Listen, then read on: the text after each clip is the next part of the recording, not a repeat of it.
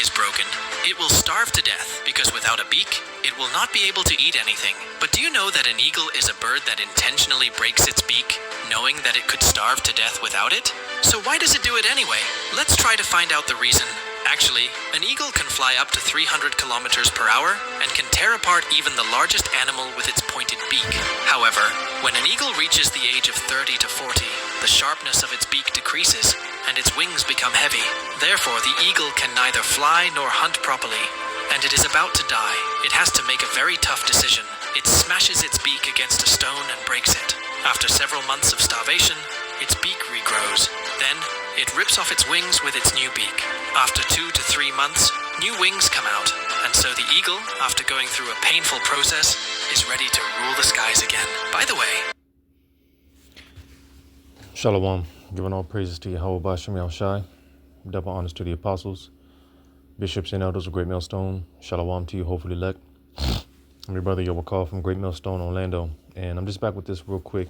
Lord wanted this to be edifying because, this is something that I've been meditating on. Well, for one, the scriptures go into how we can learn from the ant. We can learn from the sluggard, right? And something that I've been real fascinated with lately is this, I've been watching a lot of videos, which prompts me to just, kind of study the nature of animals, bugs, creatures, and things of that nature, because it's just beautiful how Yahweh Bashem Shai, how he has everything set up, and set up for its purpose, So oftentimes when I come across scriptures like this here, which inspired me to do this, inspired me to inquire, why does it mention the eagle here in Isaiah 40 and 31? But they that wait upon Yahweh shall renew their strength. They shall mount up with wings as eagles. They shall run and be not weary, and they shall walk and not faint. Now, ultimately, when we get those new bodies, all right, when we're changed from this corruptible mortal flesh, all right, and we get the new spiritual powers, right, get the new terrestrial bodies. Right now we're in the celestial bodies. But when we get those new terrestrial bodies, and we're just going to be perfect, But even before that being said, it's all spiritual, and it starts within our spirit, all right? Now granted, Yahweh Shai, he was the only one that was perfect in the flesh, all right? And granted, we're never going to be perfect in the flesh, but this thing of ours is the thing of being perfected in the spirit. We are all, get to a certain measure in via the spirit, or, that's what it's about. And with that being said, a part of the process, which again, of course, it's a painful process. It's a difficult process. But killing off that old man, right? I'm going to go to this.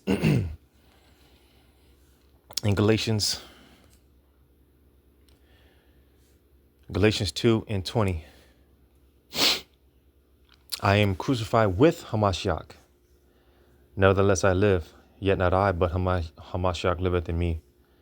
And the life which I now live in the flesh, I live by the faith of the Son of God who loved me and gave himself for me.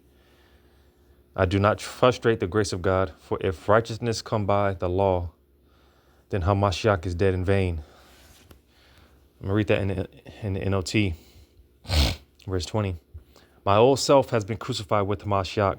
So you see, and that's the point right there, because again, we are killing off the old man, part of, again, is why I played this clip, the eagle, as it gets older, pretty much it gets weaker. All right. The beaks of the eagles, they become dull, which is obviously that's how eagle eats. That's how eagle survives. Like I mentioned, the wings get heavy, and the eagles, their flight becomes more difficult, but through the uncomfortable process of plucking those feathers, which takes place after the process of the eagles breaking those beaks. Because the thing about it is the eagles, they break their beaks, though it's a painful process because they can go months. Like I mentioned, they can go months without eating, they pretty much can starve themselves to death, but after a period of time, those beaks grow back, and from there they pluck those feathers, right?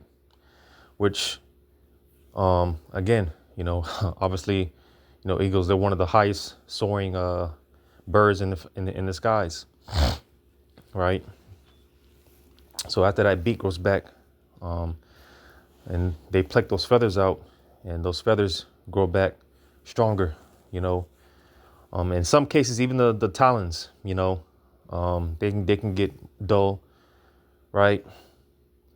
Nevertheless, all in all, that's how the strength of the eagle is renewed, you see, and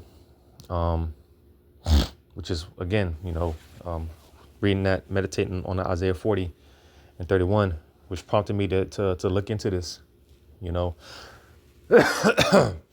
because after the after the eagle goes through this painful, uncomfortable process, his strength is renewed, and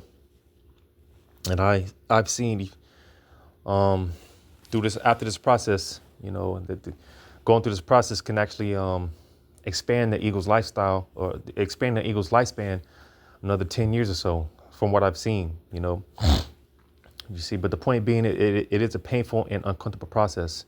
And that's why I read this here, because like I said, again, being crucified with the Mashiach, all right? And of course, killing off that old man, right? Which is pretty much the point, killing off that old man, all right? It can be an uncomfortable, painful process, having to cut certain individuals off, and things of that nature, of course, it's different for each and every one of us. Right. But reading this again in the NLT, it says, I have been crucified with Hamashiach. It is no longer I who live, but Hamashiach lives in me. And the life which I now live in the flesh, I live by faith in the Son of God who loved me and gave himself for me. Verse 21 in the NLT. I do not treat the grace of God as meaningless, for if keeping the law could make us right with God, then there was no need for Hamashiach to die. Because you see, and that cuts the law.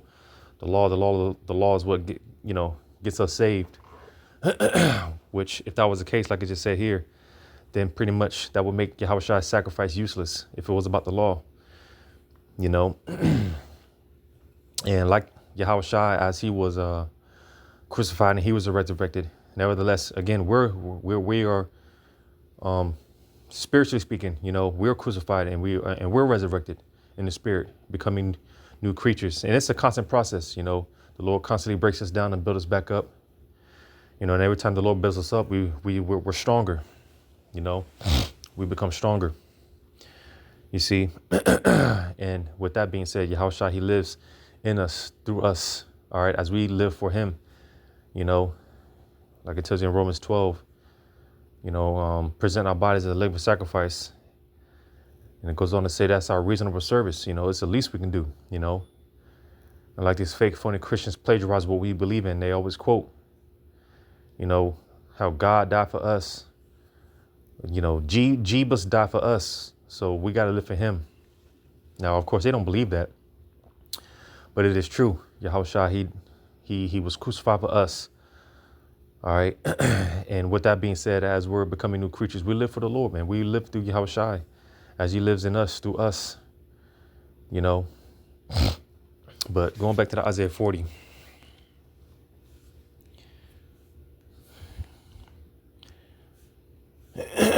Isaiah 41 and 31 again. I'm sorry, Isaiah 40 and 31 again. But they that wait upon Yahweh shall renew their strength. They shall mount up with wings as eagles. So, again, as I just played this clip, and as I explained, how do eagles renew their strength? Well, they got to go through this painful process of, basically breaking themselves down, humbling themselves down, and once those new wings come in, once that beak comes in, hey, that eagle, and like I said, in most cases, they live longer. It expands their life cycle. The eagle becomes the once soaring, high flying bird that it used to be. That's how it renews its strength. You see.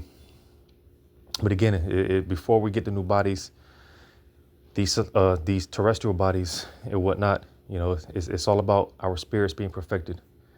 All right, walking in the spirit. You know, but I just found this rather interesting. Something that I've been meditating on for a bit. Lord, when this was edifying, giving all praises to Yahweh Shema Shai, Shalom to you, hopefully let.